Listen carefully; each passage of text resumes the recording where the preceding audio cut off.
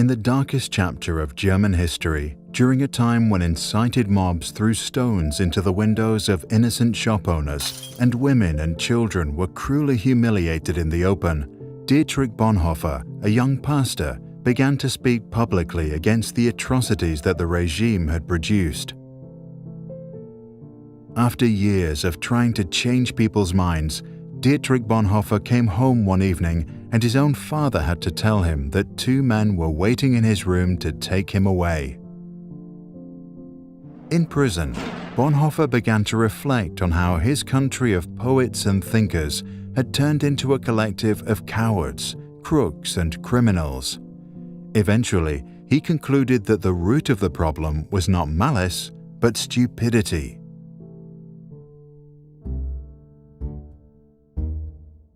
In his famous Letters from Prison, Bonhoeffer argued that stupidity is a more dangerous enemy of the good than malice, because while one may protest against evil, it can be exposed and prevented by the use of force. Against stupidity, we are defenseless. Neither protests nor the use of force accomplish anything here. Reasons fall on deaf ears. Facts that contradict a stupid person's prejudgment simply need not be believed, and when they are irrefutable, they are just pushed aside as inconsequential, as incidental. In all this, the stupid person is self-satisfied and, being easily irritated, becomes dangerous by going on the attack. For that reason, greater caution is called for when dealing with a stupid person than with a malicious one. If we want to know how to get the better of stupidity, we must seek to understand its nature. This much is certain: stupidity is, in essence, not an intellectual defect, but a moral one. There are human beings who are remarkably agile intellectually, yet stupid, and others who are intellectually dull, yet anything but stupid. The impression one gains is not so much that stupidity is a congenital defect, but that, under certain circumstances, people are made stupid, or rather, they allow this to happen to them. People who live in solitude manifest this defect less frequently than individuals in groups, and so it would seem that stupidity is perhaps less a psychological than a sociological problem.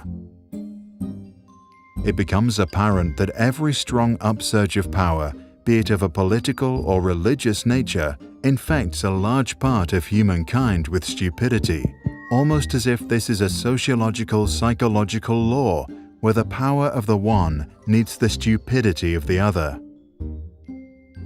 The process at work here is not that particular human capacities such as intellect suddenly fail. Instead, it seems that under the overwhelming impact of rising power, humans are deprived of their inner independence and, more or less consciously, give up an autonomous position. The fact that the stupid person is often stubborn must not blind us from the fact that he is not independent. In conversation with him, one virtually feels that one is dealing not at all with him as a person, but with slogans, catchwords, and the like that have taken possession of him. He is under a spell, blinded, misused, and is abused in his very being. Having thus become a mindless tool, the stupid person will also be capable of any evil, incapable of seeing that it is evil. Only an act of liberation, not instruction, can overcome stupidity. Here, we must come to terms with the fact that in most cases, a genuine internal liberation becomes possible only when external liberation has preceded it. Until then, we must abandon all attempts to convince the stupid person. Bonhoeffer died due to his involvement in a plot against Adolf Hitler at dawn on the 9th of April 1945 at Flossenbürg concentration camp, just 2 weeks before soldiers from the United States liberated the camp. Action springs not from thought, but from a readiness for responsibility. The ultimate test of a moral society is the kind of world that it leaves to its children, Bonhoeffer once said.